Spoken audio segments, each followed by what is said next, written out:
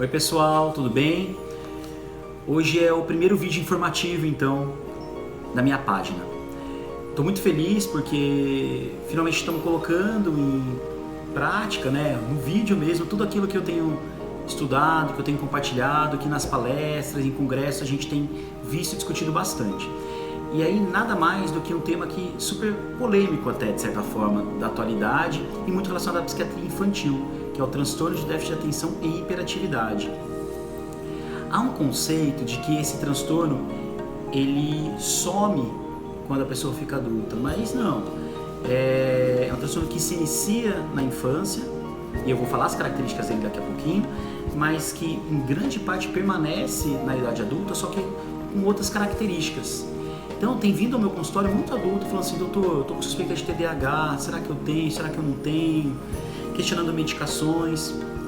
E a ideia é falar um pouco desse transtorno, É um quadro, como eu falei, se inicia na infância e que só começa a aparecer quando a criança entra na escola.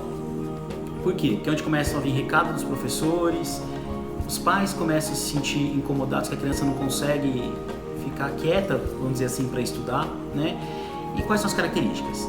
Então, é uma criança que tem um quadro de desatenção, E essa desatenção, ela vem como? Começa a escrever um conteúdo e não termina, então várias vezes o caderno não está totalmente preenchido, os pais falam: olha aqui o caderno, ela começou um texto e não terminou, o professor reclama disso, os pais falam que a criança está muito aérea, isso é visto na escola também, o professor tem que chamar várias vezes a atenção do aluno para prestar atenção, então toda vez que fica falando que está viajando na maionese, que fica boiando, que é uma criança desatenta e distraível, então qualquer estímulo parece que ela já se distrai, começa a olhar para fora, olhar para a borboleta voando, barulho do ar-condicionado, e em casa se vê isso, começa o estudo e 5 minutos depois já não termina, começa a prestar atenção no conteúdo e aí vai começar a fazer a tarefa, de repente já está querendo pegar o celular, já está querendo fazer uma outra coisa, e aí começam a discussões e brigas em casa. E essa, além da desatenção, tem a característica da hiperatividade que cursa muito com a impulsividade. E aí eu queria apontar uma coisa interessante. A hiperatividade e a impulsividade são características muito comuns do menino. Acontece na menina, mas são características mais frequentemente vistas no menino. Enquanto a desatenção é uma característica mais frequentemente vista na menina. E aí a hiperatividade e a impulsividade. Então a criança começa a conversar, começa a ter uma conversa na escola, na aula, e ele quer falar na frente do mundo, não espera a sua vez na chamada, não espera a sua vez na conversa. E isso causa certo desconforto entre os colegas. Às vezes a criança é provocada e ela já age com brigas, então vem vários recados de pessoas falando que a criança está brigando, está discutindo, em casa começa a fazer birra, brigar bastante, porque por conta dessa impulsividade, não consegue parar, pensar e agir, então já só reage, é pura reação, é um movimento automático, e o trabalho é feito para isso, para tentar mudar essas características dessa criança, E a hiperatividade e essa impulsividade trazem muitos problemas mesmo, de brigas, discussões, rendimento escolar ruim. A hiperatividade também tem características de quando chega em casa, tá assistindo televisão, mas ao mesmo tempo tá querendo mexer no tablet, e aí fica de ponta cabeça, aí brinca aqui, brinca colar e não foca. Começou a estudar, aí associa a desatenção, já quer levantar, brinca aqui, brinca lá, e no limite, que é o que precisa ali estudar, acaba não conseguindo render.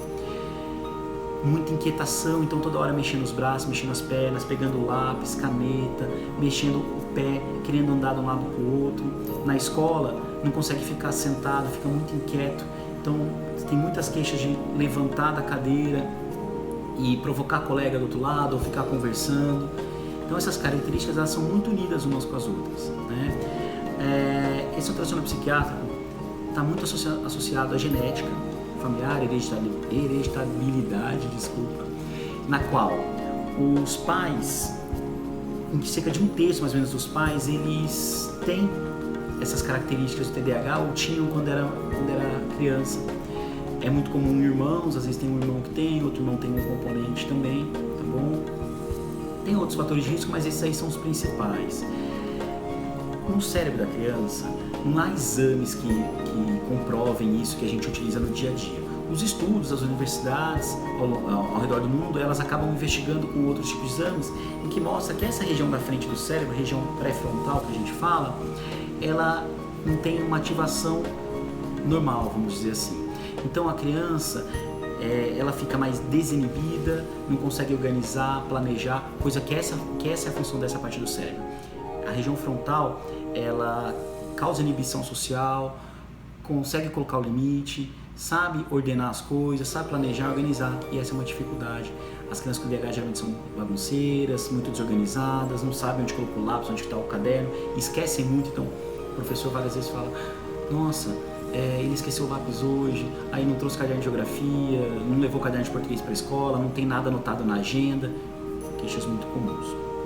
O diagnóstico, ele é clínico, ou seja, passar em consulta com um psiquiatra, o psiquiatra conversar, investigar, né? Então, entender bem todos esses sintomas, não fazer um checklist, mas conversar, ouvir o pai, ouvir as queixas, ouvir a escola para fazer um diagnóstico.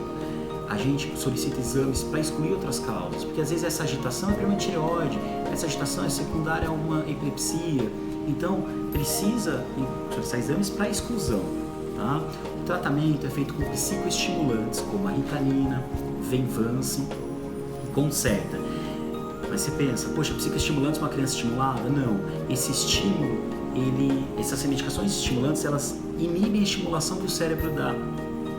O cérebro da criança faz, e aí a criança consegue ter mais atenção, mais concentração, acatar melhor os limites. Essas medicações têm seus efeitos colaterais, claro, como todas as outras, mas é por isso que precisa sempre ser conversado com o psiquiatra para ver os efeitos colaterais, ver se estão ruins ou não. É uma minoria que sente, mas se sente tem que ser conversado. Quais efeitos podem dar? Pode dar dor de cabeça, pode dar muita concentração, perda de apetite, irritabilidade. Aparecendo isso, tem que ser conversado com o psiquiatra para ver o que vai fazer. Outras opções de remédio são bupropiona, nortriptilina.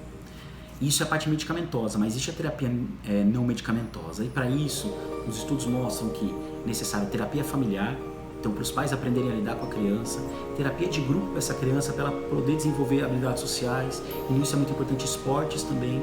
Terapia para a própria criança, entender os seus comportamentos e readaptar esses comportamentos. Outras opções biofeedback, neurofeedback ajuda bastante também. Então, juntando todas essas terapias, o esporte, e psicoeducação para os professores, a criança consegue ter um desenvolvimento adequado e que não traga prejuízos no futuro para ela, tá bom? Qualquer dúvida, pode mandar mensagem no meu portal, no contato@labinaspsiquiatria.com.br, eu estou à disposição. Aguardo vocês no próximo vídeo. Um grande abraço.